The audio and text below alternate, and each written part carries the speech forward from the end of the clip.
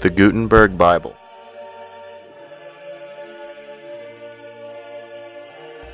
Johannes Gutenberg was the creator of this 15th century Bible. At the time, the problem was the books were expensive to reproduce due to the long process behind assembling them. Johannes Gutenberg tried a new, cheaper way to reproduce them. He created the printing press and movable type printing. This printing was successful. However, in the beginning, he printed only 110 copies.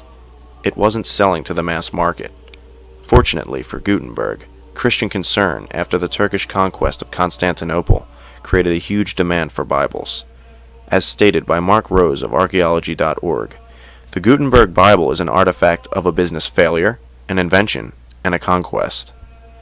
The Gutenberg Bible was the first Bible produced by a machine, not handwritten. This was revolutionary because it was done in a printing press in Germany in the 1400s. In the construction of the Gutenberg Bible, we do know that there were 50,000 sheets used. The total amount of pages is 1,286. Each page consists of 42 lines and at least 2,500 type on each page. We do know that the Bible sold for about 300 florins, and it equates to the salary of a clerk. There are only 49 copies in known existence, and only 21 of them that are completed.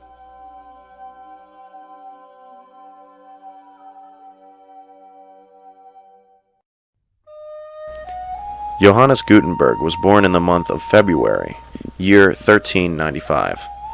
It is believed that he was born into a wealthy family. His father, Friel zum Gensfleisch, and his mother was Elsgen Weirich. She was born in Gutenberg, which was where he adopted his name. As a child, he learned from books that were handwritten. Block printing was also in use, but was merely a slow stamping process of letters. GreatSite.com, a website for rare and antique Bibles, explains the Gutenberg's superior printing process. First of all, it is thought that he made types of hard wood. Each type was a little block with a single letter at one end. Such types were a great deal better than block letters. The block letters were fixed. They could not be taken out of the words of which they were parts. The new types were movable so that they could be set up to print one page, then taken apart and set up again and again to print any number of pages. But type made of wood did not always print the letters clearly and distinctly, so Gutenberg gave up wood types and tried metal types.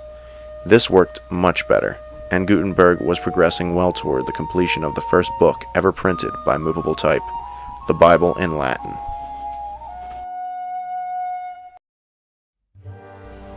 This magnificent achievement also illustrates a Roman Catholic primacy in Europe during its printing.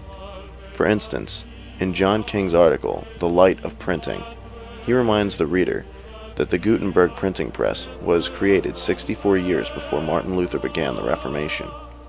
While John Wycliffe had translated the Bible into English before Luther, it was not widely accepted or approved of to have the Bible in any other language than the Latin Vulgate.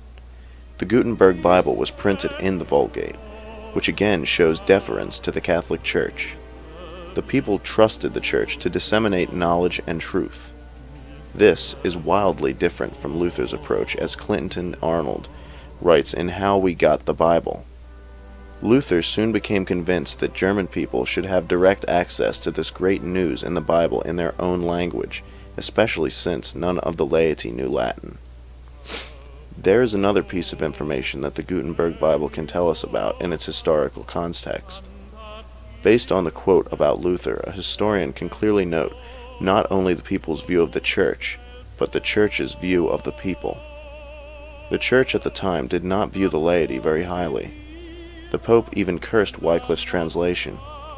Not only had Latin been elevated to beyond a translation of the Greek and Hebrew, but the Church simply did not trust the people to interpret Scripture for themselves. Yet, grumbling was underneath the surface of this hierarchical culture. Very soon, the people would begin rallying behind the reformers and demanding the Bible in their own language. The Gutenberg Bible is perhaps the final great production at the end of an age when Catholicism dominated Europe without challenge.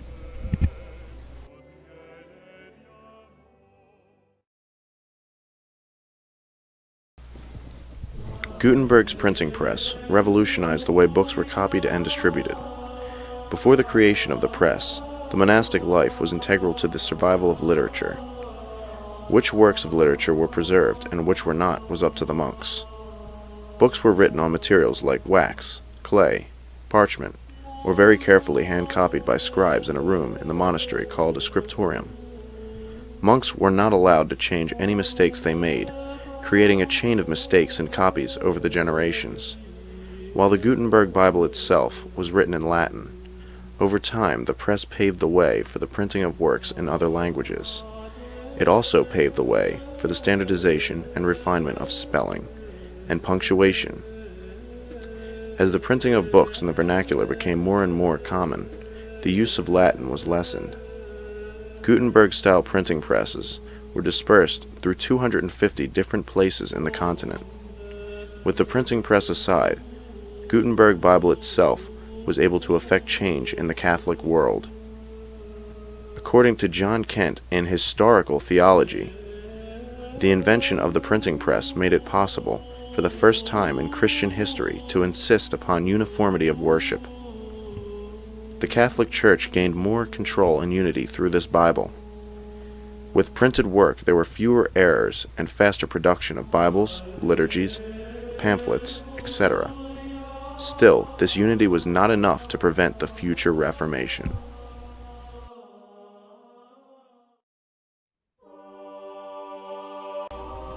The Gutenberg Bible is an amazing piece of literature that one can use to trace the history of books and bookmaking. Being that it was created with Gutenberg's printing press revolutionized how books could be copied and distributed, and paved along the way for translations not only for the Bible, but other works in the vernacular. The Gutenberg Bible also illustrates the Catholic primacy during its time, being printed in Latin Vulgate, showing the deference to the Church. The creation of the Gutenberg Bible and the printing press also led to the standardization of spelling and punctuation. It also affected the Catholic Church by unifying liturgy with the Catholic Church and paved the way for the future Reformation.